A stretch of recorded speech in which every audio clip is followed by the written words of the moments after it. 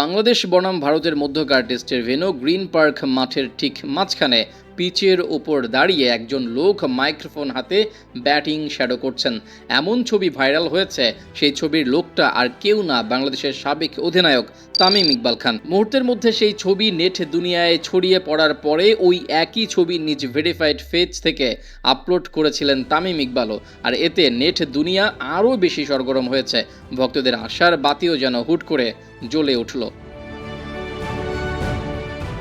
আশার বাতি জ্বলার মূল কারণ তামিমের বিশেষ ইঙ্গিত। আসন্ন আফগানিস্তান সিরিজে তামিম ফিরছেন কিনা ভক্তদের এমন এক ইঙ্গিত দিয়ে রেখেছেন স্বয়ং তামিম ইকবাল খান। আর তিনি যে ফিরছেন তাও মোটামুটি নিশ্চিত। আর সেসবের হিন্ট দিয়ে রেখেছেন খান সাহেব। কমেন্ট্রি মাইক্রোফোনের হাতে যে ব্যাটও উঠতে যাচ্ছে, আবারও তার প্রমাণ তামিম দিলেন একটু ভিন্নভাবেই।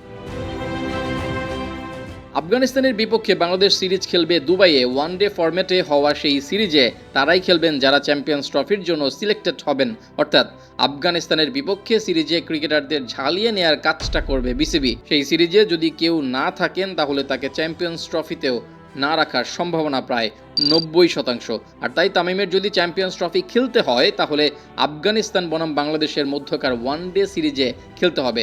আর যতবার ধারণা করা হচ্ছে চ্যাম্পিয়ন্স ট্রফিতে বাংলাদেশের ওপেনিং পজিশনে থাকছেন তামিম ইকবাল খান।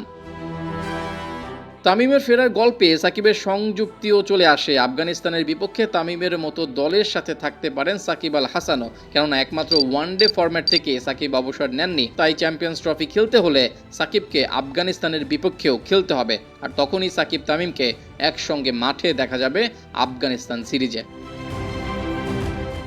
তামিমের ব্যাটিং শ্যাডোর এই ছবি নেট দুনিয়ায় যতটা ভাইরাল হয়েছে, তামিম ভক্তদের আকুতি যেন ততটাই বাড়ছে। ভক্তরা চাইছেন তামিম যেন আবারও বাংলাদেশের ক্রিকেটে ফিরে আসেন। ভক্তদের জন্য ক্রিকেট খেলা তামিম হয়তো আবারও ভক্তদের ডাকে ফিরবেন বাংলাদেশের ক্রিকেটে। নিজ ইচ্ছাতেই আবারও জাতীয় দলের জার্সি গায়ে পড়বেন তামিম ইকবাল খান। তামিমের ফেরাটা হোক বাংলাদেশ দলের জন্য, তামিমের ফেরা হোক ভক্তদের জন্য।